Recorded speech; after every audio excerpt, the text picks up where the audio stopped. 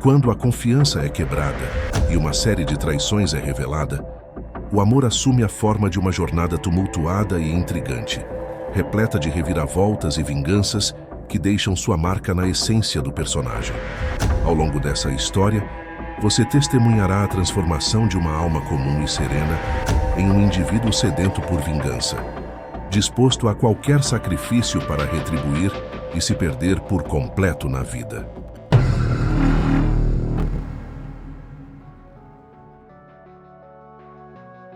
Minha namorada foi infiel, e minha resposta à traição foi tão severa que ela quase se machucou, implorando para que eu parasse, um pedido que ecoa até hoje.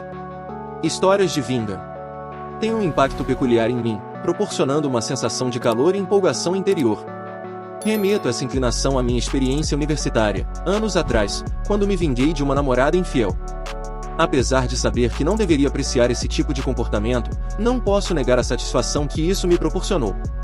É, talvez, uma das sensações que mais aprecio, mesmo que admitir isso me cause certa vergonha. Decidi compartilhar essa história raramente contada, pois é extensa e, honestamente, pinta um retrato negativo de mim mesmo. Farei o possível para não retratar minha ex como vilã e a mim como a vítima inocente. Algum contexto e uma breve retrospectiva. Na época, eu era jogador de basquete na NCAA Divisão I, viajando semanalmente para diferentes cidades e estados. Minha vida estava centrada nisso.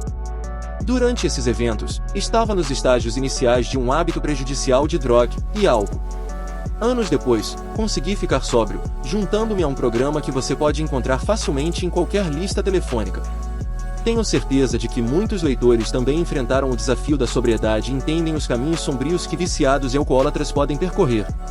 Esta história é uma tentativa de explorar um defeito de caráter que surgiu desses eventos, guiando-me por um caminho sombrio. No entanto, não quero que pareça um ato de autopiedade. Sempre fui um bom rapaz, apesar de uma criação difícil.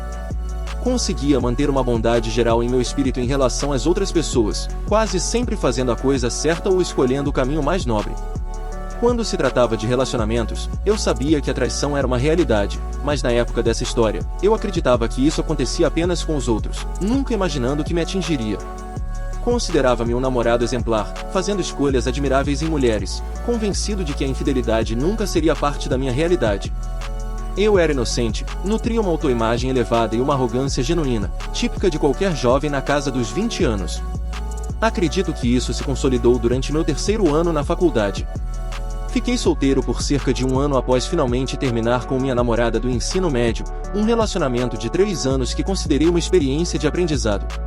Na época, eu achava que sabia exatamente o que procurar na minha próxima namorada, e imaginava que ela seria aquela com quem eu me casaria e construiria meu futuro. Eu reconheço que era jovem, ingênuo, e rindo agora, percebo quão convencido eu era. Meu interesse estava voltado para uma garota na minha universidade, vamos chamá-la de Lisa. A via frequentemente nas instalações atléticas, nos campos de treinamento e nos vestiários. Lisa era uma corredora talentosa na equipe de atletismo. Sabendo que as equipes atléticas costumavam organizar festas, decidi que, na próxima oportunidade, me aproximaria dela para ver no que daria. O encontro aconteceu em uma dessas festas, quando nos cruzamos na escada. Houve trocas de olhares e sorrisos, o que desencadeou uma conversa. Após algumas palavras, trocamos números e iniciamos o flerte ao estilo americano clássico, insinuando interesse de maneira indireta. Esse jogo sutil continuou por semanas, onde mantínhamos uma atmosfera de interesse mútuo, mas ao mesmo tempo agíamos com naturalidade para não revelar o quanto estávamos apaixonados. Naquela época, Lisa estava dando um tempo em seu namorado atual, um jogador popular de futebol. Eventualmente, ela terminou completamente com ele para começar um relacionamento comigo. Olhando retrospectivamente, isso deveria ter sido um sinal de alerta óbvio, mas, lembre-se, naquela fase, minha confiança estava nas alturas. Ela ter deixado o namorado por mim só alimentou meu complexo de superioridade. Eu estava indo bem no esporte, e se ela estava disposta a trocar alguém como ele por mim, eu acreditava que jamais me deixaria por outro. Eu era um completo tolo. A intensidade emocional que experimentei com Lisa é difícil de descrever. Estava profundamente envolvido e até mesmo viciado nesse sentimento estranho de não posso acreditar que minha paixão também está interessada em mim. Minha paixão por ela era tão avassaladora que acabei ignorando muitos sinais de alerta que deveria ter percebido. No entanto, nosso relacionamento se desenvolveu rapidamente por causa dessa conexão intensa. Eu não havia feito uma análise adequada do motivo pelo qual me sentia tão fortemente atraído por ela. Avançando cerca de 8 meses, oficializamos nosso relacionamento. Lisa tinha seu próprio quarto de dormitório para atletas, mas, devido à diferença de idade e ao meu trabalho em tempo integral, ela basicamente morava comigo no meu apartamento próximo ao campus. Mesmo quando eu estava fora da cidade, o que acontecia frequentemente devido às viagens da equipe, Lisa permanecia lá. Apesar das circunstâncias, eu e Lisa estávamos profundamente apaixonados. No final da temporada, planejei 2 grandes festas consecutivas, uma para o aniversário de um colega de equipe na sexta-feira e outra para o meu próprio aniversário no sábado. Coincidentemente, elas caíram em dias consecutivos, e felizmente, foram marcadas para uma sexta e sábado. Na sexta-feira, após bebermos bastante, acabamos tendo relações sem proteção. Na manhã seguinte, enquanto Lisa estava dormindo, lembrei-me de que ela costumava marcar em seu aplicativo de rastreamento menstrual quando tínhamos relações sem proteção. Como estávamos embriagados, pensei que seria melhor registrar isso enquanto ainda estava fresco em nossa memória. Acordei-a e pedi para ela anotar no aplicativo, mas, devido ao cansaço e embriaguez, ela adormeceu antes de conseguir fazer isso.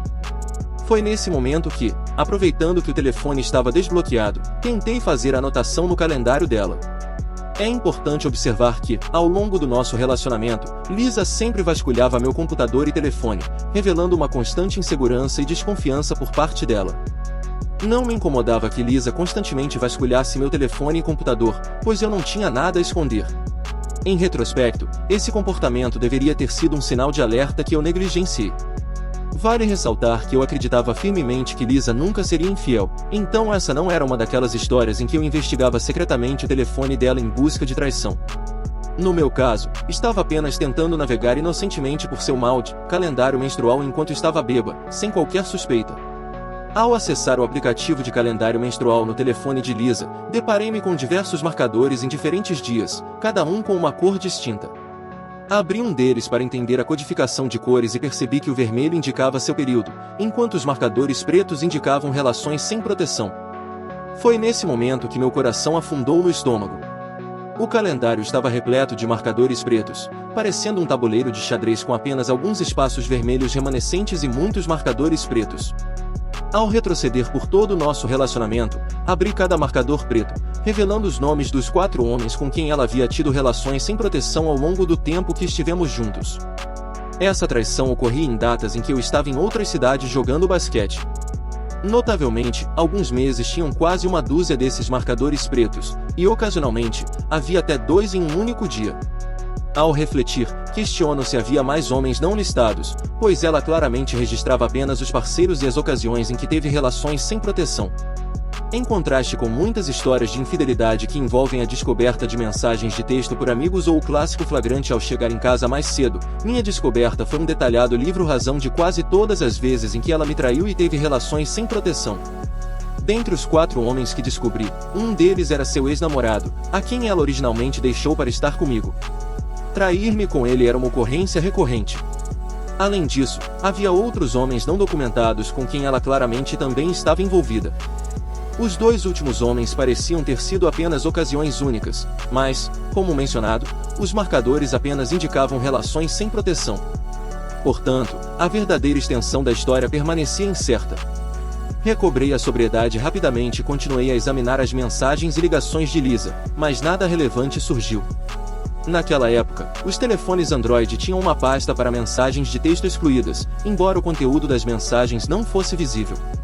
Lisa tinha milhares de mensagens e chamadas excluídas, cujo conteúdo permanecia um mistério. Mas ao analisar os números, realizei uma rápida busca no Facebook, encontrando correspondência com seu ex-namorado e cerca de meia dúzia de outros indivíduos aleatórios.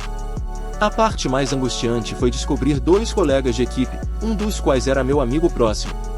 Abandonei o telefone depois de alguns minutos. As evidências eram avassaladoras.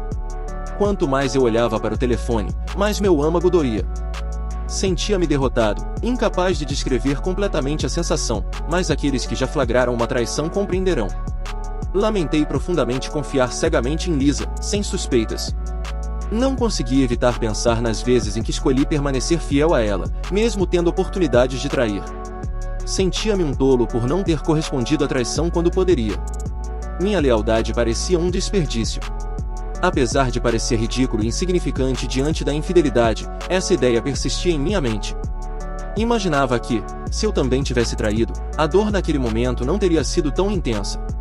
A única coisa que ecoava em minha mente era a intensidade da dor emocional que me consumia. Eu faria qualquer coisa para escapar da dor e da vergonha que me envolviam.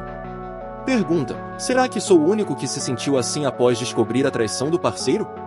Essa é uma curiosidade que me intriga. Resolvi sair do meu apartamento para uma longa caminhada, totalmente imerso em emoções que nunca havia experimentado antes, sem saber como processá-las. Meu ego parecia desmoronar diante dos meus olhos.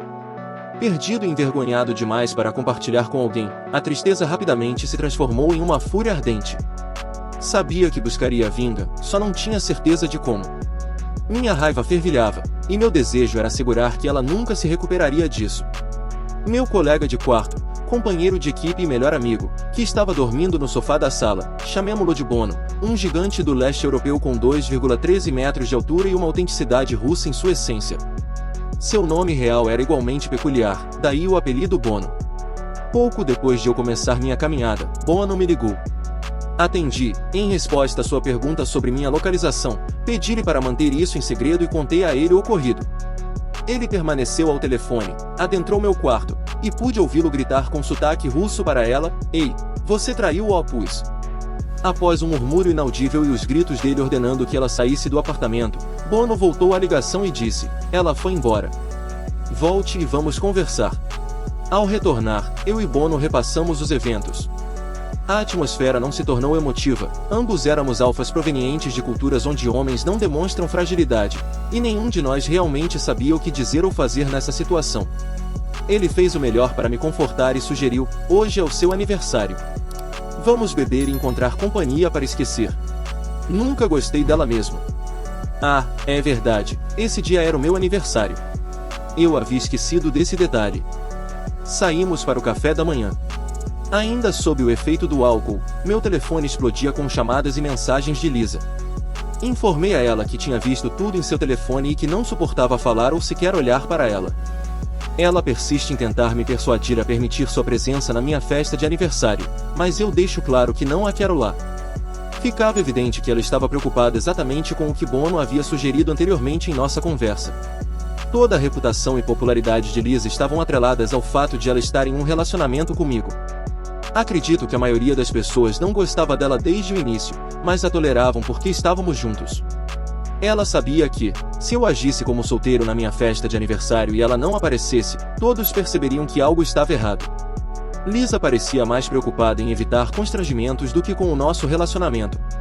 A noite da festa é um borrão em minhas lembranças, mas um dos meus amigos enviou um pacote da Califórnia para o meu aniversário, contendo uma erva de alta qualidade, Axi, pedras da lua, algumas pilo, e a neve do Diab.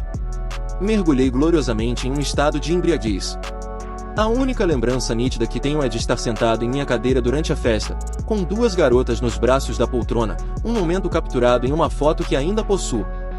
Recordo-me vividamente dos preparativos para sair, mesas em um clube noturno popular no centro. A bebida e as drogas eram as únicas coisas que me faziam sentir normal naquele momento. Com meus óculos de sol e um sorriso carregado de felicidade, eu estava escondendo uma enorme quantidade de dor. À medida que o tempo passa na foto, fica evidente que eu estava lutando contra uma carga intensa de sofrimento. Naquela cadeira, a mistura de droga começou a fazer efeito, marcando a primeira vez que usei substâncias não para festejar, mas para aliviar minha dor e buscar uma sensação de normalidade. Nesse momento, eu pensava que queria me sentir assim pelo resto da vida, acreditando que nunca mais sofreria daquela forma. Com as drogas, eu sentia que tinha controle e que ninguém poderia me machucar novamente. Que ironia pensar nisso anos depois. Quando questionados sobre a ausência de Lisa na festa, contei a meus companheiros de equipe e amigos que tínhamos terminado. Não revelei a eles a razão, mantendo tudo guardado. Disfarcei habilmente qualquer sinal de impacto, agindo com naturalidade e tentando desviar a atenção para a festa diante de nós. Esta é uma daquelas histórias de vinga, que se desenrolou meio que por acaso. Sabia que desejava retaliar contra Lisa pela dor que me infligiu, mas improvisava à medida que as oportunidades surgiam. Naquele dia do meu aniversário, naquela cadeira, meu espírito originalmente benevolente pereceu. Todas as minhas convicções morais foram pelo ralo. Nunca havia traído em relacionamentos, acreditando que nunca seria traído.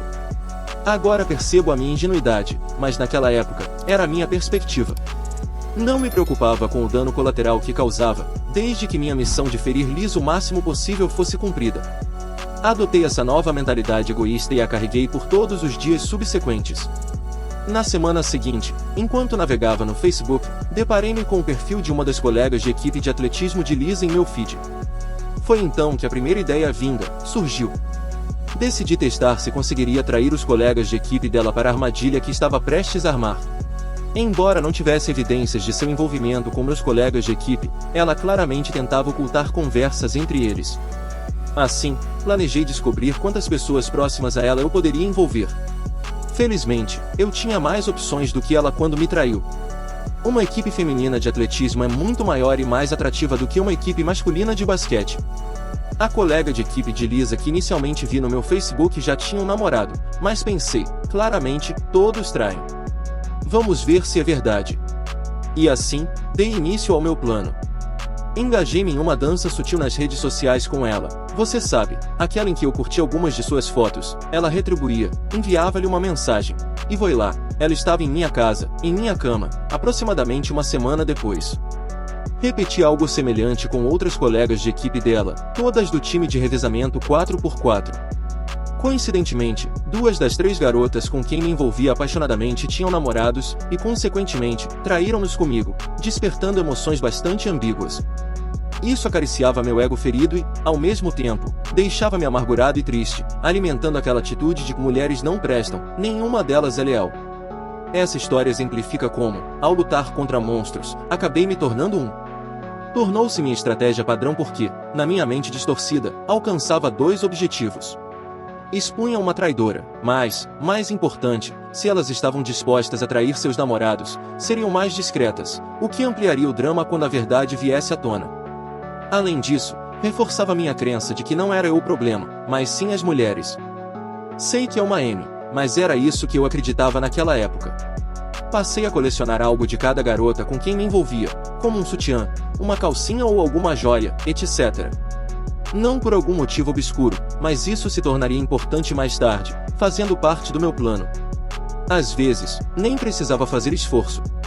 Uma garota deixou um par de sapatos muito distintos, e eu sabia que Lisa reconheceria de quem eram.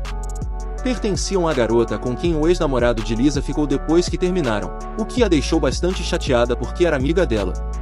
Agora, isso a deixaria ainda mais chateada, pois essa mesma garota dormiu com os 2 ex-namorados dela. Especialmente eu tentava colecionar itens se soubesse que Lisa poderia reconhecê-los, como um casaco da equipe de atletismo feminino com o nome de uma de suas colegas de equipe. Depois de algum tempo, tinha acumulado um monte de porcarias.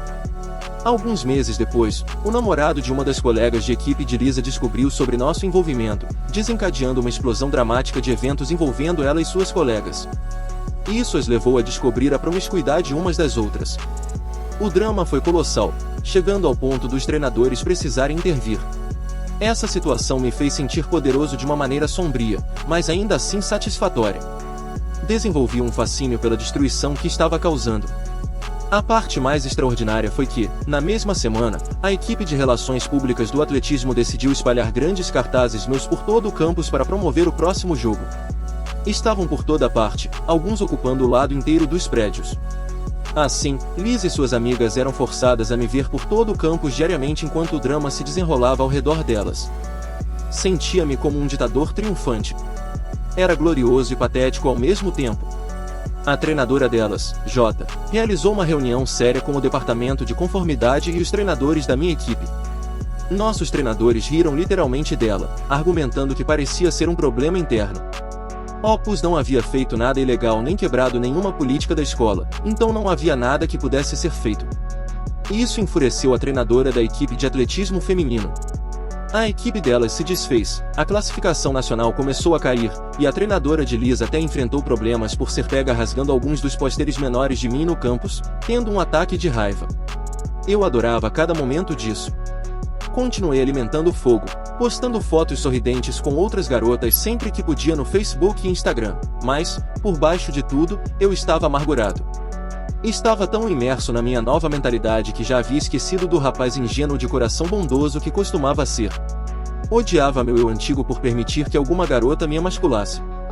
Eu estava afogado em autopiedade, uma visão deprimente quando olho para trás. Surpreendentemente, ninguém percebia, já que eu mantinha uma fachada de ser o cara legal na frente das pessoas. Houve até uma situação em que uma garota no campus, de uma das equipes esportivas, afirmou estar grávida de mim, após eu fingir ter interesse nela da mesma forma que fazia com todas as outras garotas na equipe de Lisa. Assim que nossas interações apaixonadas terminaram, eu segui em frente. Apesar de ser uma história longa, acabou que ela não estava grávida. No entanto, as notícias ou a repercussão que surgiu disso apenas agravaram a situação para Lisa. Eu deixei um rastro de mulheres iludidas em relacionamentos, e as destruí no processo. Embora eu me sinta mal agora, na época não me importava, pois, aos meus olhos, elas eram igualmente culpadas, traindo seus namorados ou envolvendo-se com os ex de suas amigas. Rapidamente, as garotas começaram a desconfiar de mim, e eu ficava sem alvos em potencial. Tornei-me uma pessoa horrível, pior do que eu mesmo imaginava, indo atrás de garotas que nem eram amigas ou da equipe de atletismo de Lisa, mas que apenas compartilhavam do mesmo círculo social diário, como suas colegas de classe e até mesmo sua própria família. Cheguei ao ponto de flertar com a irmã dela, que era casada e tinha um filho, e quase tive sucesso. Ela estava interessada, mas os pais dela e os de Lisa descobriram e intervieram, encerrando tudo antes que pudéssemos ir mais longe. A irmã dela foi excluída à medida que a notícia se espalhava dentro da família. Meu desejo era que Lisa soubesse que eu estava em todos os lugares, constantemente lembrando-a de como ela me prejudicou. Aos meus olhos, toda a culpa era dela, e ela trouxe essa fúria e caos para si mesma. Nunca deveria ter agido daquele jeito comigo. Lisa precisou tirar uma licença médica prolongada devido à sua depressão e problemas de saúde mental resultantes de toda a situação. Ela estava à beira do suicídio, precisou de medicamentos e perdeu muito peso, tornando-se extremamente debilitada. A confusão toda a torturava, e quanto mais ela sofria, mais eu me sentia bem. Nesse ponto, eu já havia infligido mais danos do que ela fez a mim, mas eu estava viciado na sensação de poder. Eu negligenciava completamente o processamento das minhas próprias emoções ou a busca pela cura do que aconteceu. Minha obsessão por vingança continuava inabalável. Depois de semanas ignorando as mensagens e ligações de Lisa, ela finalmente conseguiu me alcançar aparecendo sem aviso prévio no meu apartamento tarde da noite. A intenção dela era pegar algumas coisas que deixara lá quando morava comigo para levar de volta para casa. Ela era local, e seus pais moravam nas proximidades. Lisa já não morava no campus, encontrando-se em licença médica e residindo com seus pais. Informei a ela que levaria suas coisas para a casa dos pais dela naquele fim de semana, mas não a permitiria entrar porque eu tinha companhia, embora não fosse uma de suas amigas ou companheiras de equipe, infelizmente. Em seguida, comecei a reunir todos os itens que havia acumulado de diferentes garotas ao longo das semanas, provavelmente cerca de 8 ou 9 coisas, incluindo pertences de suas companheiras de equipe. Coloquei tudo em grandes sacos de lixo pretos, incluindo os pertences de Lisa, e levei os sacos para a casa dela. Posteriormente, liguei para o pai de Lisa e disse a ele que deixei as coisas dela na varanda e para informar sua filha sobre o ocorrido. Surpreendentemente, eu e o pai de Lisa nos dávamos bem, e ele até ficou ao meu lado depois que terminamos. Contudo, após todos esses eventos, ficou claro que ele tinha uma visão negativa de mim. 15 minutos após desligar o telefone com o pai de Lisa, recebi uma ligação dela. Decidi atender porque queria ouvir a reação dela ao descobrir todas essas outras situações misturadas com as dela. Lisa estava soluçando incontrolavelmente, emitindo aquele tipo de choro entrecortado que as pessoas fazem quando estão histéricas. Não parecia haver raiva em sua voz, apenas uma súplica desesperada para que eu encerrasse minha tirania. Eu simplesmente sorri, apreciando a glória de ouvir sua dor. Respondi: por que outros homens estavam envolvidos em nosso relacionamento? Você os mistura em nossa história, assim como eu misturei as experiências de outras mulheres nas suas. É uma pequena e perfeita metáfora irônica. Na época, achei que estava sendo astuto e sentia muito orgulho de mim mesmo. Mais tarde, por meio de uma amiga de Lisa, que sabia que ela estava me traindo durante nosso relacionamento, descobri que Lisa estava convencida de que eu era quem a estava traindo, argumentando que eu sempre estava fora da cidade. Isso não fazia sentido, considerando que eu estava fora da cidade devido aos meus compromissos com o basquete, uma desculpa totalmente legítima e não uma escolha arbitrária. Meu horário estava disponível no site da escola, e eu mantinha contato constante com ela quando estava fora. Obviamente, durante os treinos ou reuniões do time, não podia estar constantemente no telefone. Contudo, ela não conseguia entender essa lógica. Talvez fosse apenas uma desculpa inventada para proteger suas próprias inseguranças em relação ao tumulto ou para manter uma fachada diante daqueles que sabiam de sua traição. Passaram-se meses, e Lisa retornou à escola após sua licença médica. Nos encontramos no centro de fisioterapia em nosso prédio atlético, o que vi como mais uma oportunidade. Já havia se passado um tempo desde que causara algum dano, e meu desejo por vingança ainda persistia. Continuei a fingir interesse em reacender o relacionamento. Liz estava cautelosa inicialmente, mas acabou cedendo. Após cerca de uma semana, começamos a reconstruir nosso relacionamento. No entanto, não poderia ser chamado de relacionamento verdadeiro. Estabeleci regras rigorosas, proibindo-a de ter amigos homens e de sair para festas com suas amigas. Além disso, exigia acesso total às suas contas e rastreava sua localização o tempo todo. Era mais como uma situação de reféns, proporcionando-me uma sensação de controle. Entretanto, eu não estava sendo fiel de maneira alguma, esse sempre foi meu plano. Eventualmente, ela descobriu que eu estava envolvido com uma garota de uma de suas aulas, e nossa separação foi tumultuada. Dei a ela a explicação de que ela sabia exatamente como era estar no meu lugar quando estávamos juntos pela última vez. Novamente, senti-me triunfante, aproveitando mais uma oportunidade de magoá-la. Após esse episódio, ficamos sem nos falar por anos. Eu me formei na universidade e me mudei para a América Central. Cerca de um ano após minha mudança e 2 anos desde a última vez que conversamos, ela me enviou uma mensagem. Neste estágio, minha vida se transformou em uma verdadeira decadência. Eu estava consumindo quantidades abundantes de droga, diariamente, e cerca de 75% das minhas atividades estavam envolvidas em alguma forma de comportamento ilegal ou questionável. Ainda assim, atribuía a ela a culpa por minha transformação na alma obscura que eu era, recusando-me a assumir qualquer responsabilidade por minha natureza amarga e imoral. Desde nosso relacionamento, eu não havia estabelecido nenhum outro vínculo afetivo e sempre enfrentava dificuldades, incapaz de confiar em mulheres de qualquer maneira. Mesmo após anos, vi a mensagem dela como mais uma oportunidade de causar-lhe dor. Começamos a conversar como amigos e até flertar pelo Facebook Messenger. Importante notar que, nesse ponto, muitos países, estados e um oceano nos separavam literalmente. Eu estava planejando uma viagem de volta à minha antiga universidade para visitar alguns amigos, mas informei a ela que era por um novo emprego. Decidimos nos encontrar quando eu voltasse para ver se havia alguma possibilidade de reconciliação. Assumi uma postura de atuação, tentando parecer como se tivéssemos superado nosso passado. No entanto, minha vingança era tão ardente quanto anos atrás. Liz estava prestes a concluir seu último ano na universidade, e eu fazia a viagem de volta aos Estados Unidos. Nos encontramos em uma cafeteria quando cheguei, passando a noite inteira juntos. A perspectiva dela era de que tínhamos superado nossas diferenças e que poderíamos realmente resolver as coisas. No entanto, eu não estava voltando definitivamente, como mencionara ela. Permaneci por apenas 2 noites. Ela não tinha conhecimento disso.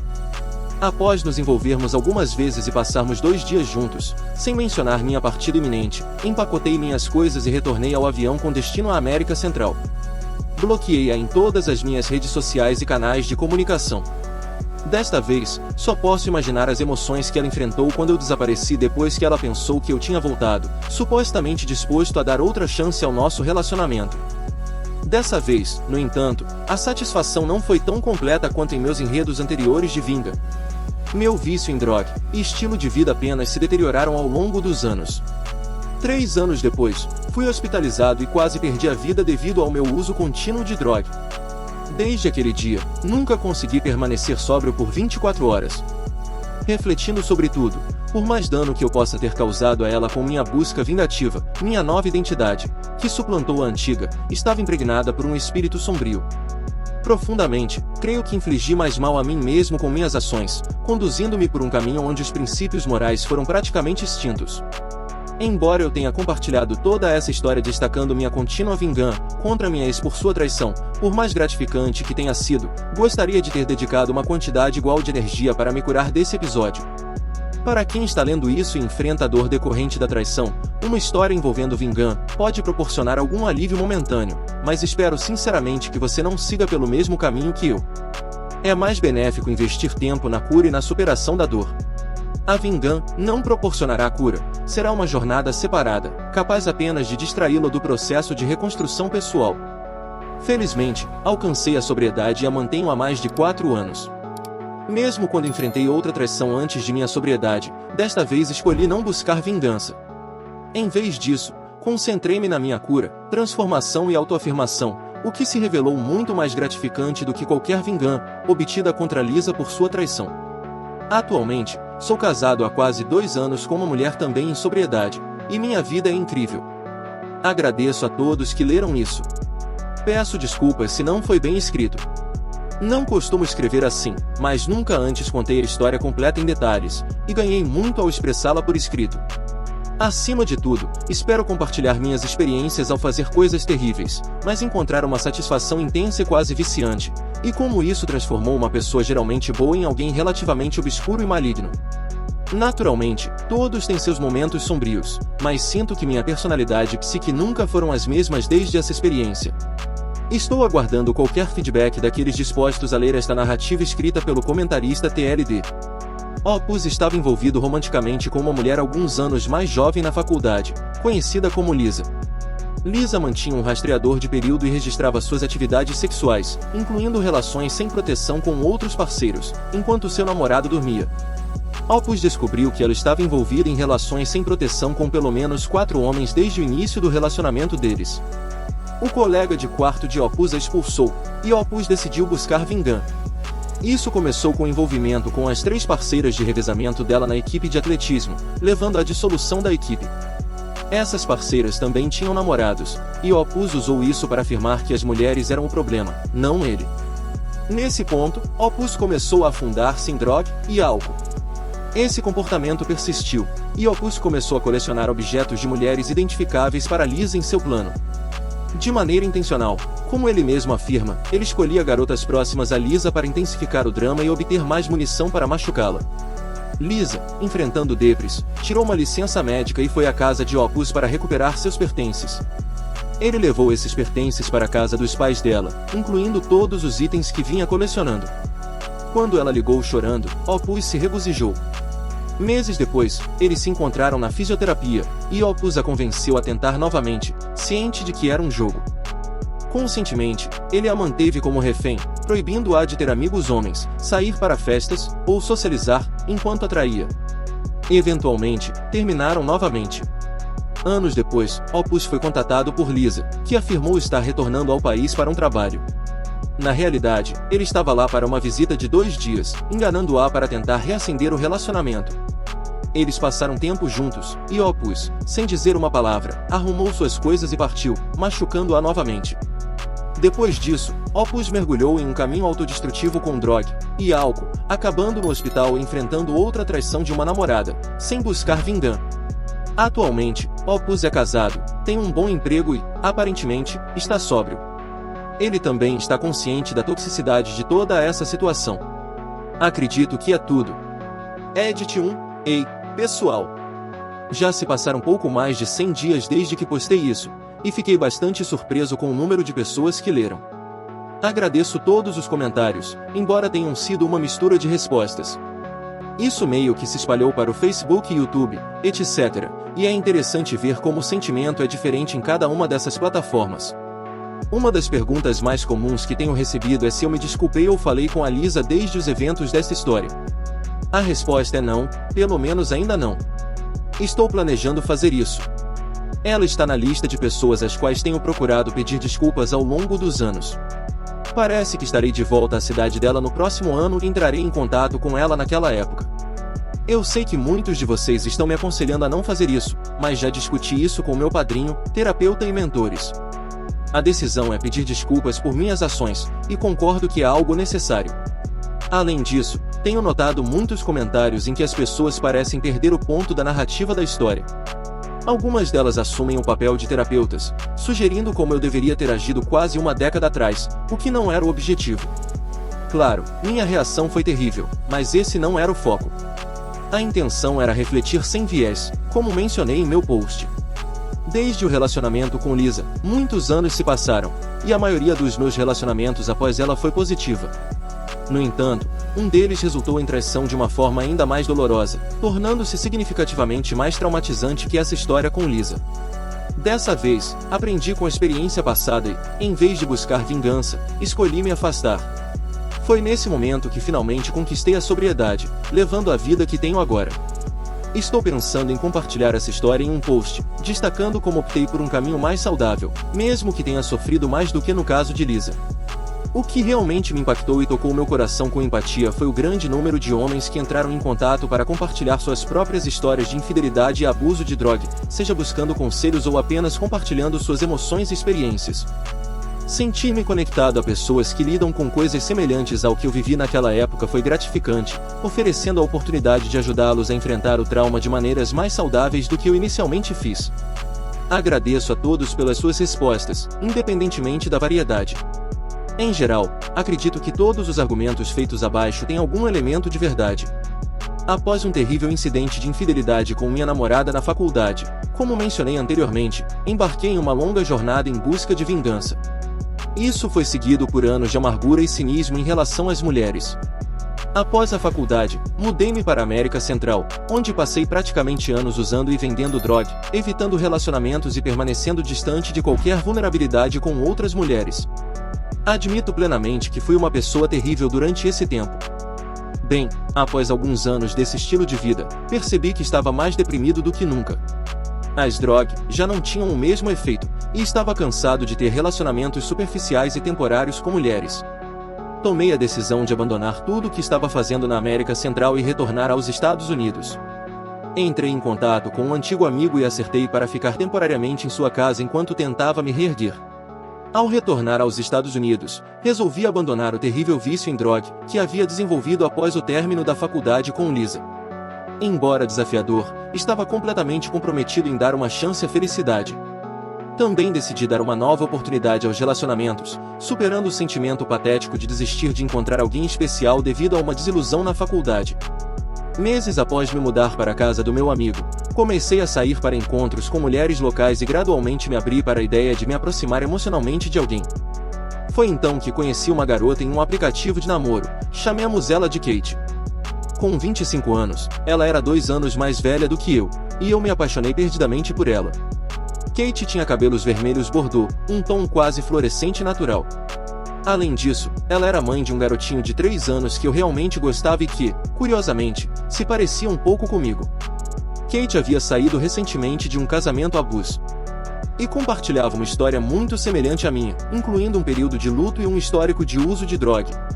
Ambos nos livramos desses problemas e estávamos prontos para tentar um novo relacionamento.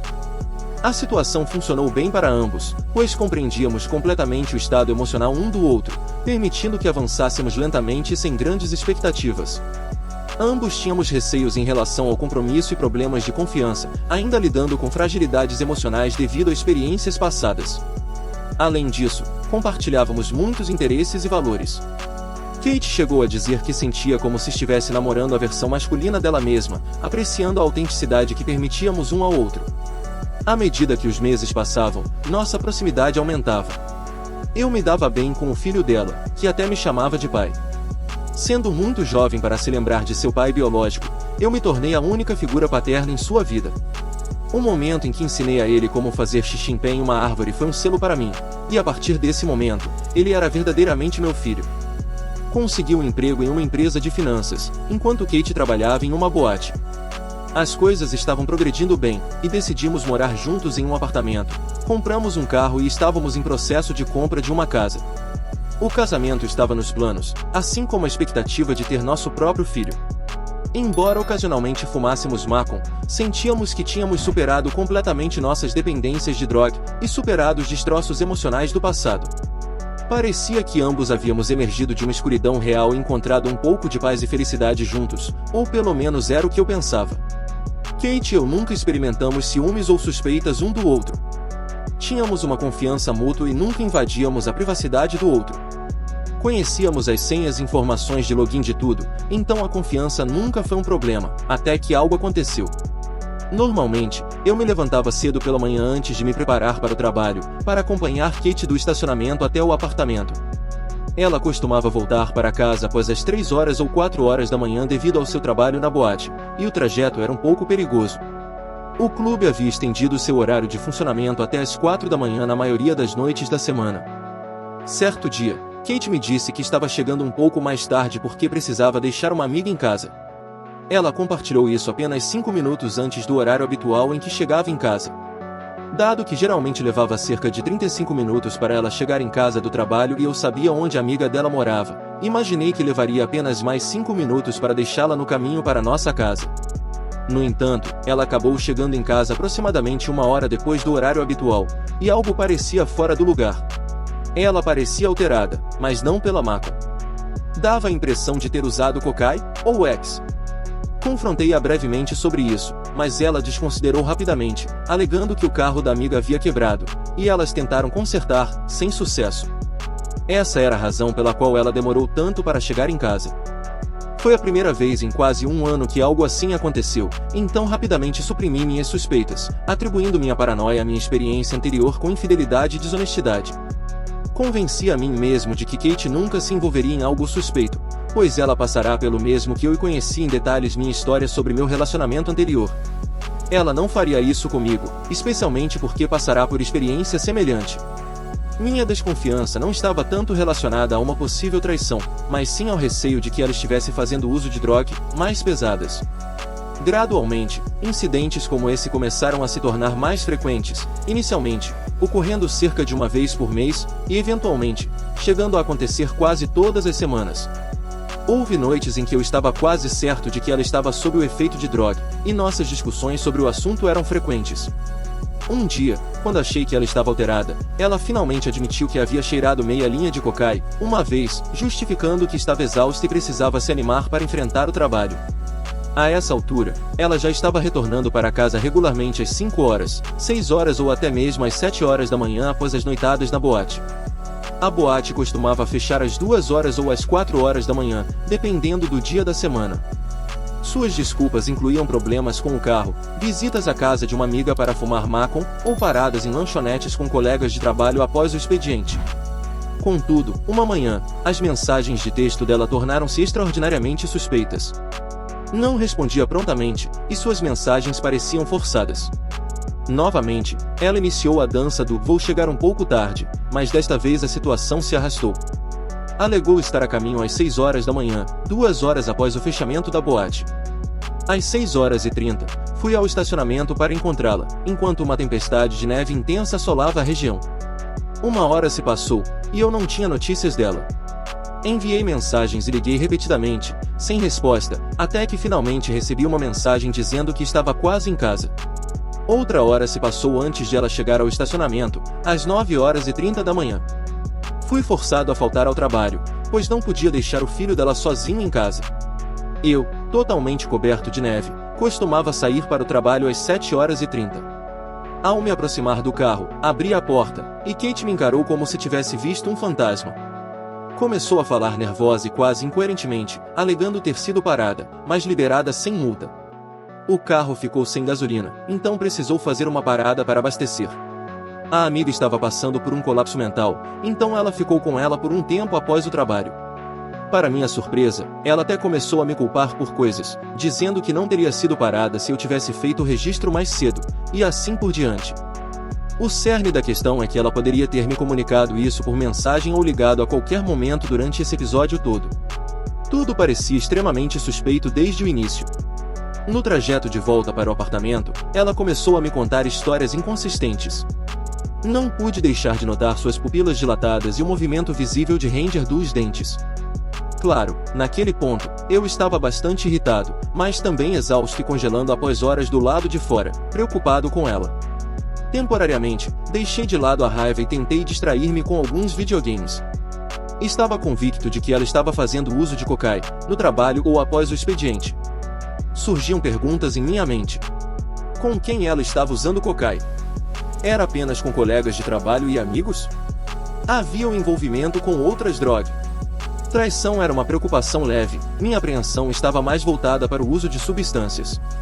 Ambos tínhamos históricos com droga, no passado, daí a razão de só consumirmos maconha, atualmente, ocasionalmente, álcool. Embora não aderíssemos a uma sobriedade rígida, tentávamos manter tudo sob controle. Para mim, a mentira dela sobre as drogas era mais perturbadora do que o próprio uso, pois ressuscitava meu trauma do passado com minha ex, Lisa, que mentiu e traiu durante a faculdade. Cheguei ao ponto em que não me importava se ela usasse droga, só queria honestidade. A ideia de estar em outro relacionamento com mentiras era insuportável. Minha mente começou a girar, sentindo-me completamente traído. Kate e eu nos ajudamos a reconstruir após passados turbulentos, construindo vidas maravilhosas. Nunca imaginei que ela mentiria para mim sobre algo. Tínhamos um relacionamento aberto e confiável, sem problemas desse tipo antes. Tornei-me obcecado em buscar evidências de que ela estava mentindo sobre as drogas, precisando de algo irrefutável. No dia seguinte, quando ela saiu para trabalhar, vasculhei a casa em busca de alguma prova. Sem saber ao certo o que procurar, percorri cada gaveta, cada canto, cada móvel, revirei bolsos de casacos sobre armários, explorando qualquer local onde algo pudesse ser escondido. Nada foi encontrado. Tentei convencer-me de que estava sendo paranoico, de que meu teto e inseguranças relacionadas a meu passado estavam me afetando, criando uma obsessão para encontrar algo inexistente. Decidi encerrar a busca pela verdade, temendo que meu comportamento pudesse arruinar um relacionamento sólido, caso eu estivesse errado. Eu acreditava que Kate jamais mentiria para mim ou, pior ainda, me trairia. Ela havia passado por uma experiência terrível com o ex-marido, que a traiu enquanto ela estava grávida e também escondeu seu problema com droga. Era difícil para mim conceber que ela pudesse repetir o que o ex-marido fez com ela.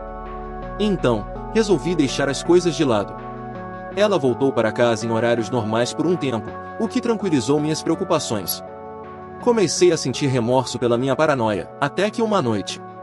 Estava em uma mesa de sinuca local jogando com um sujeito aleatório, que chamaremos de Jerry. Durante a conversa, mencionei que minha namorada trabalhava em um clube chamado Lone Pop. A irmã de Jerry, Sarah, estava conosco enquanto jogávamos sinuca e comentou que já trabalhará no mesmo clube alguns meses atrás. Perguntei se ela conhecia Kate, e ela confirmou, mas disse que não eram muito próximas, conheciam-se apenas superficialmente. Em seguida, compartilhei meu desejo de que Kate tivesse um emprego diurno para que pudéssemos passar mais tempo juntos à noite, quando eu voltasse do trabalho. Ao ouvir isso, Sarah pareceu confusa e disse: "Eu pensava que eles fechavam às 2 horas. Quando eu trabalhava lá, só fechávamos às 4 horas nas noites de sexta e sábado." Respondi que os horários tinham mudado desde a saída dela. No entanto, Sarah revelou que sua colega de quarto ainda trabalhava lá e nunca mencionou qualquer alteração nos horários, continuando a voltar para casa pouco depois das 2 horas durante a semana. O clima ficou tenso rapidamente, mas ignorei e concluí o jogo de sinuca. Após o jogo, retornei para casa e não conseguia tirar da cabeça o que Sarah havia dito. Ao pesquisar o clube em que Kate trabalhava, constatei que, de fato, fechava às 4 horas apenas nas noites de sexta e sábado, e às 2 horas nas outras noites.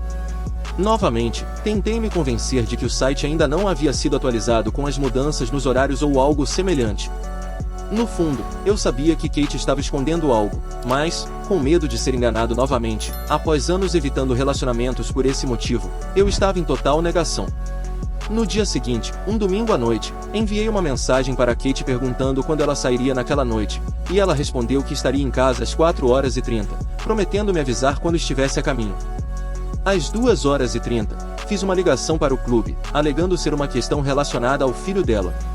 O gerente, ao atender, informou que o clube já havia fechado às 2 horas, e Kate já tinha ido embora. Uma sensação de náusea tomou conta de mim. Decidi confrontar Kate. Não sei exatamente quando ela chegou em casa naquela noite, pois acabei adormecendo devido à embriaguez e não fui ao estacionamento esperá-la. Ao despertar, encontrei-a dormindo ao meu lado. Levantei-me e dirigi-me à sala de estar, onde avistei a bolsa dela sobre a mesa de café. Comecei a vasculhar, inicialmente sem encontrar nada suspeito. Então, percebi, escondido em um dos pequenos compartimentos, um saquinho vazio e $1 enrolado. Era o que eu buscava o tempo todo. Coloquei-o na mesa de café e segui para o trabalho, na esperança de que ela visse e compreendesse que eu tinha descoberto. Ao retornar para casa, Kate se preparava para o trabalho diante do espelho do banheiro, aplicando maquiagem, especialmente o delineador. Encostei-me à porta e a observei através do reflexo. Ela ergue os olhos e pergunta: "Oi amor, como foi o trabalho?" Acredito que ela não percebeu que eu havia encontrado o $1 enrolado. Respondi: "Ei, precisamos conversar sobre algo." Ao abordar o fato de eu ter ligado para o clube e descoberto que fechava às 2 horas aos domingos, ela imediatamente desviou o assunto, começando a me acusar de ser controlador, obsessivo, de não confiar nela e de não ter o direito de ligar para o clube. Não me deixei abalar. Estava convicto de que minha desconfiança não era mera paranoia. O que ela estava fazendo era um claro caso de manipulação, algo com o qual eu estava familiarizado devido ao meu relacionamento anterior. A discussão continuou a se intensificar. Acusei-a de usar cocaína, às escondidas e mentir sobre seus hábitos com droga. Cheguei a chamá-la de viciada em cocaína. Nesse momento ela se virou e me atingiu com o delineador. Virei-me reflexivamente, mas ela conseguiu cravar o lápis de olho cerca de 1,5 polegadas no meu ombro. Em seguida, ela prosseguiu me agredindo com socos no rosto, aproximadamente meia dúzia de vezes. Mantinha impassível, sem revidar. Estava principalmente em estado de choque. Depois de concluir o ataque, ambos ficamos ali, parados, encarando-nos mutuamente. Retiro o lápis do meu braço e o deixo cair no chão. Saio do banheiro e vou até a cozinha, onde pego fita adesiva para cobrir o buraco em meu braço. Tenho uma tatuagem exatamente onde ela me atingiu, e até hoje permanece uma cicatriz visível. Saio do apartamento e começo a caminhar em direção à loja de bebidas. Kate está bombardeando meu celular. Ela passa pelo ciclo de desculpas e, ao não receber resposta, parte para insultos, repetindo esse padrão várias vezes. Adquiro uma garrafa de whisky Fireball e começo a andar, bebendo e caminhando, bebendo e caminhando. Eventualmente, apago e acordo com ninguém menos que Jeffrey, com quem joguei sinuca outro dia, e outro cara que não conhecia, tentando me ajudar na neve. Eles me colocam em seu carro. Aparentemente, estavam a caminho do trabalho quando me viram cair imóvel na beira da rua, parando para garantir que eu estivesse bem. Hoje me questionam onde esses caras trabalhavam, pois deve ter sido bem cedo de manhã. Eu estava andando por horas naquele ponto e provavelmente desmaiei muito antes de cair. Consumi rapidamente a garrafa inteira de uísque. Dentro do carro deles, questionaram o que estava acontecendo e por que eu estava andando naquela hora da noite, tão longe da cidade. Mal conseguia falar, parecia que meus lábios estavam congelados. Consegui indicar onde morava, e eles me deixaram em casa. Ao entrar, Kate está chocada e tenta me fazer deitar e me aquecer. Logo apago novamente e acordo em uma poça de vômito em minha cama. Levanto, tomo um banho e vou para a sala, onde Kate está sentada no sofá chorando. Iniciamos uma conversa. Ela pede desculpas por me ferir com o lápis de olho e admite que voltou a usar cocaína, frequentando o apartamento de suas colegas de trabalho, algumas das quais moravam juntas. Todas eram mulheres, e ela consumia cocaína, com elas antes de voltar para casa. Começou fazendo isso para suportar o trabalho, e as coisas só pioraram. Perguntei se era apenas cocaína, ou se havia mais, pois havia noites em que ela parecia estar usando algo além de cocaína. Ela admite que ocasionalmente tomava chã para aliviar os efeitos da cocaína antes de retornar para casa, mas isso era raro. Encerramos a conversa, e ela promete parar de usar droga, mentir sobre sua localização e jura nunca mais esconder nada de mim. Contudo, agora que eu sabia que ela era capaz de mentir e ocultar coisas, estava um pouco mais desconfiado do que o normal. Semanas se desenrolam, e as coisas aparentemente voltam ao normal por um tempo, com a única peculiaridade sendo o aumento na carga de trabalho de Kate. Ela passa a cobrir turnos de outras pessoas com mais frequência ou a pegar expedientes extras aleatoriamente. Antes, trabalhava apenas 4 dias por semana, mas agora estava empenhada 6 ou 7 dias. A situação não levantou suspeitas até eu perceber que, após uma discussão em uma noite em que ela não estava escalada para trabalhar, ela imediatamente começava a se arrumar e dizia que havia entrado em contato com o gerente, perguntando se poderia assumir um turno, pois precisava se afastar de mim. Como tínhamos apenas um carro e, na época, o Uber não estava amplamente disponível, eu não conseguia verificar se ela realmente estava no trabalho. Certo dia, um amigo estava em casa enquanto Kate estava no trabalho, e decidimos sair para comer Taco Bell, já que nenhum de nós havia comido lá por um tempo. Estávamos com fome e animados com a ideia. Peguei meu celular para localizar o Taco Bell mais próximo no Google Maps. Foi aí que algo incomum capturou minha atenção. Kate e eu compartilhávamos uma conta do Google em nossos Androids naquela época, e o histórico de pesquisa para locais digitados no Google Maps era compartilhado entre nós dois. Naquele dia específico, notei que ela havia pesquisado um local em um bairro próximo quando saiu para o trabalho. Minha mente começou a se agitar novamente, e eu disse ao meu amigo que não estava mais com vontade de sair, apenas queria ir para a cama, então ele partiu um pouco confuso. Examinei tudo no meu celular e até busquei no meu computador para confirmar se havia alguma interpretação errada da minha parte, mas não havia. Quando Kate voltou para casa, questionei se ela realmente havia ido trabalhar naquela noite. Ela ficou na defensiva, acusando-me de paranoia. Foi então que mostrei o Google Maps e como alguém pesquisar exatamente aquele local quando ela supostamente saiu para trabalhar, e eu não tinha sido responsável pela pesquisa. Ela inventou a mentira mais incrível que já ouvi: eu nunca fui lá nem pesquisei isso. O Google está errado. Provavelmente é apenas um erro. Neste ponto, admiti para mim mesmo que estava novamente envolvido com uma mentirosa. Peguei algumas coisas e fui para um hotel na cidade.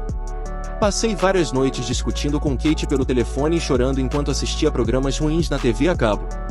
A raiva tomou conta de mim, pois pela segunda vez consecutiva, estava em um relacionamento com alguém que mentia e escondia coisas de mim.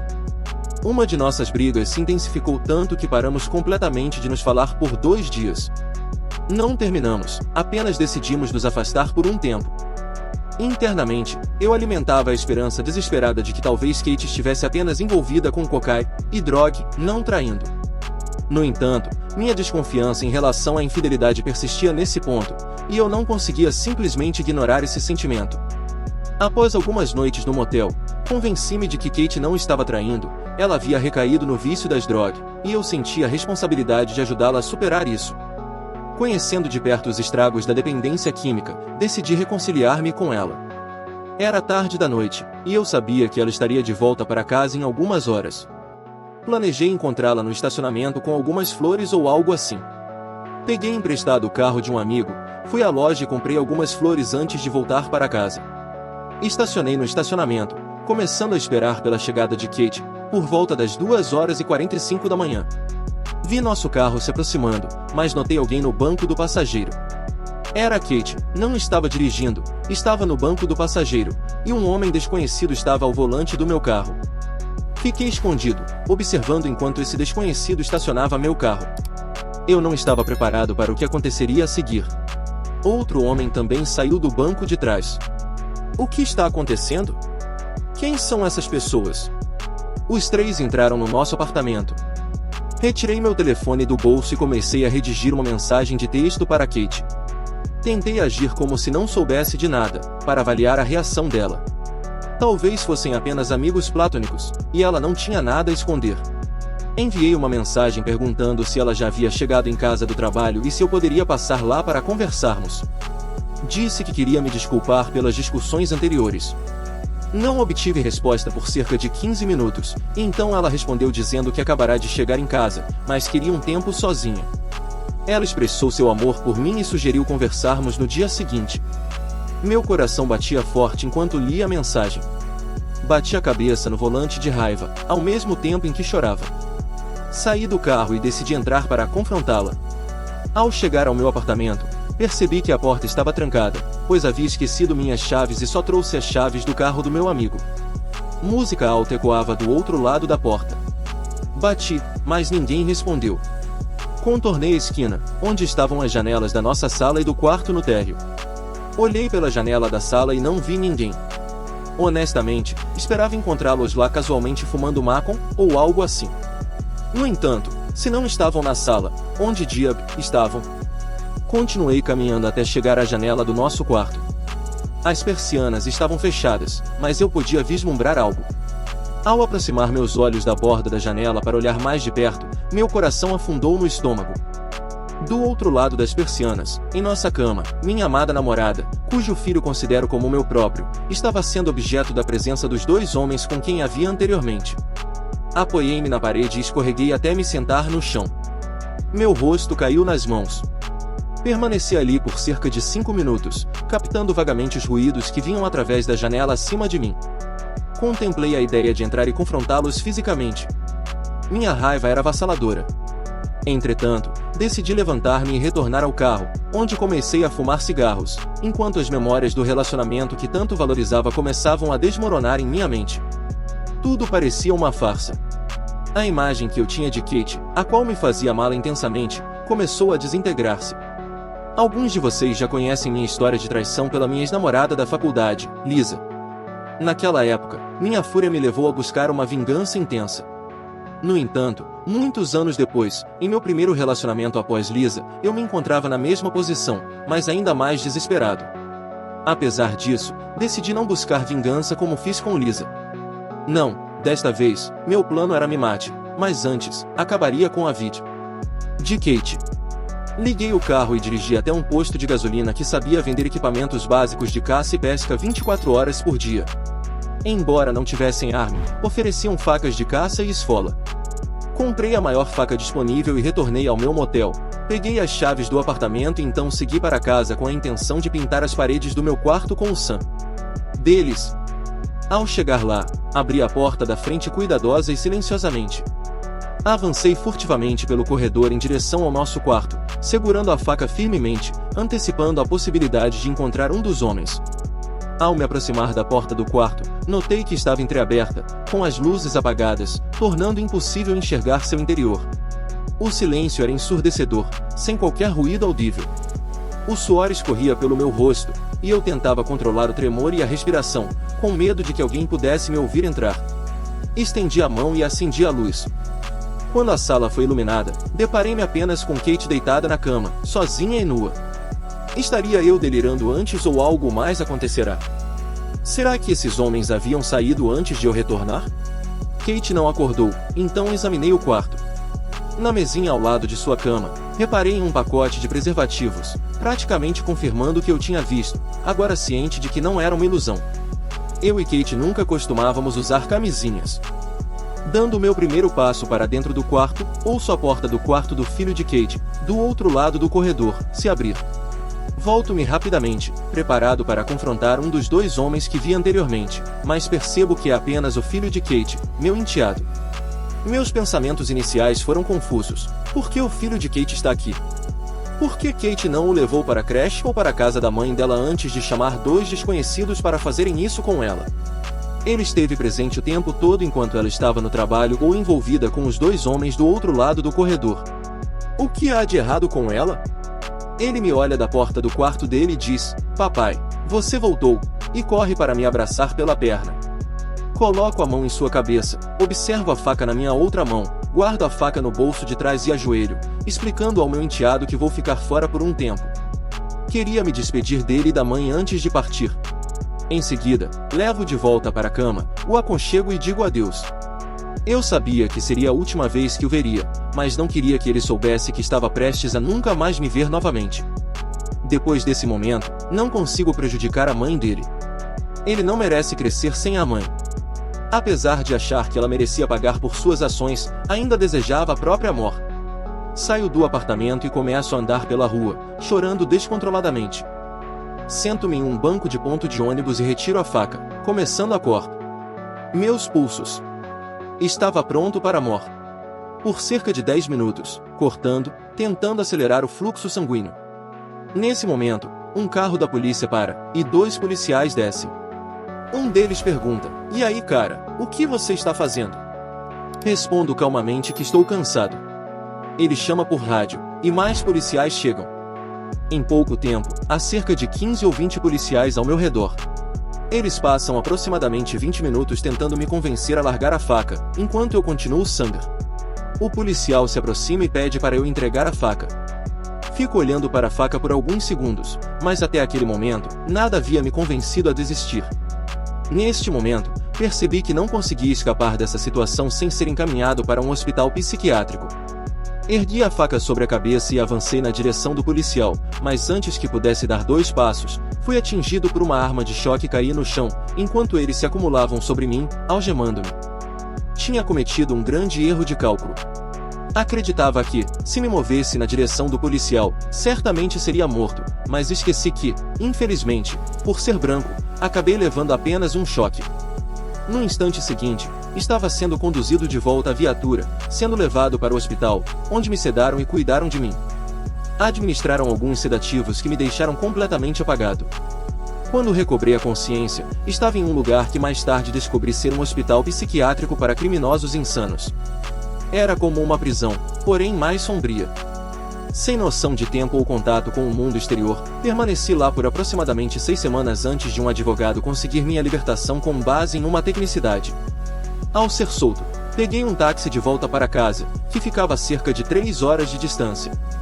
Ao chegar, pedi ao motorista do táxi que me deixasse em um McDonald's próximo ao meu apartamento.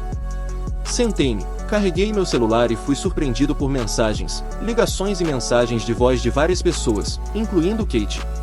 Obviamente, também havia sido demitido do trabalho, e todos os meus cartões de crédito estavam no limite, pois Kate claramente os utilizou, já que tinha acesso a todos os meus cartões. Liguei para Kate, e ela ficou aliviada ao ouvir minha voz, sem ter ideia do que aconteceu. Expliquei que detalharia tudo, mas precisava que ela me encontrasse no McDonald's e não trouxesse o filho dela. Inicialmente confusa, Kate concordou em me encontrar depois de deixar o filho na creche. Mais tarde, ela entrou no McDonald's, correndo para tentar me abraçar e beijar, mas eu a afastei e a instruí a se sentar. Isso a deixou confusa, mas obedeceu, e eu relatei tudo o que testemunhei antes de ser levado para a clínica. A resposta dela me chocou. Kate teve a audácia de negar tudo, insistindo que eu deveria ter olhado para o apartamento errado e visto outra pessoa. Balancei a cabeça incrédulo, interrompi-a e disse que ela precisava me contar a verdade agora. A alertei de que, se tentasse mentir novamente, eu me levantaria e sairia do McDonald's, e ela e o filho nunca mais me viriam. Fixei meus olhos nos dela, deixando claro que falava a sério, e perguntei novamente: "Você esteve me traindo?" Ela abaixa o olhar, começa a chorar e sussurra: "Sim, eu fiz." Confessa que o problema com Drog foi além da cocaína, envolvendo Meta, e que também fazia uso de Sean todas as noites. Explica que o homem estava dirigindo nosso carro porque ela estava intoxicada demais para fazê-lo. Eu a encaro por cerca de 1 minuto e, antes de soltar um suspiro profundo, pego meu celular do carregador e me levanto. Ela olha para cima, perguntando para onde estou indo. Olho diretamente em seus olhos e digo: "Vou usar Drog." É tudo que consigo pensar em fazer agora. Ao pegar minha mochila, ela pergunta se ainda estamos juntos. Respondo que não. Não quis dizer que ficaria se ela me contasse a verdade. Eu ia embora de qualquer maneira.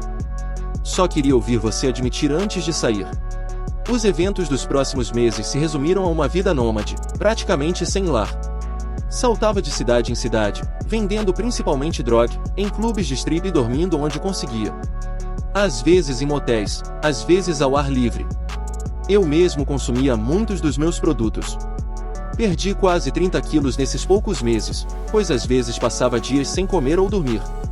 Um dia, acordo em um hospital, tendo convulsões, com órgãos internos falhando. Gravemente desnutrido, com 6 costelas quebradas, pesava 70 quilos encharcado depois de uma grande refeição. Médicos e terapeutas tentavam descobrir o que estava acontecendo. Fiquei cerca de 1 mês me recuperando antes de ser liberado. Recomendaram um programa de sobriedade, destacando que não havia transtornos mentais, principalmente um problema de dependência de substância. Passei 4 meses em um abrigo para ex-dependentes antes de encontrar um programa de sobriedade e começar a frequentar reuniões. Desde então, não toquei em droga. Comprei um novo telefone e número, cortando os laços com minha vida anterior. No abrigo, comecei a fazer exercícios para recuperar massa. Consegui um emprego como personal trainer em uma academia próxima, um novo caminho de carreira. 5 anos se passaram, ainda estou sóbrio, pesando 120 quilos. Casei felizmente há 2 anos e gerencio meu próprio negócio lucrativo. Ao deixar o hospital, decidi que a melhor vingança seria viver a melhor vida possível, deixando de sentir pena de mim mesmo. Essa escolha mudou tudo. Parei de culpar outros ou o mundo pelo que aconteceu. Olhando para trás, não me reconheço nas histórias de Lisa e Kate. Completei 30 anos este fim de semana, sóbrio há 5 anos. Se me dissessem naquela época onde estaria agora, nunca acreditaria. Estou feliz por não ter tirado minha própria vida. Naquele dia ou, pior ainda, tirado a vida de Kate. Estou feliz por ter decidido levantar e continuar tentando na vida. Apesar das quedas, quando finalmente me levantei, voei. Falei com Kate apenas uma vez anos depois de sair do McDonald's no dia em que ela admitiu ter me traído. Após a conversa, posso confirmar que a melhor vingança é viver bem. Obrigado por assistir até aqui. Deixe seu like, se inscreva no canal, e ative o sininho, para não perder nenhum vídeo. Tem um relato interessante? Compartilhe com a gente. Obrigado por assistir e confira também os vídeos a seguir.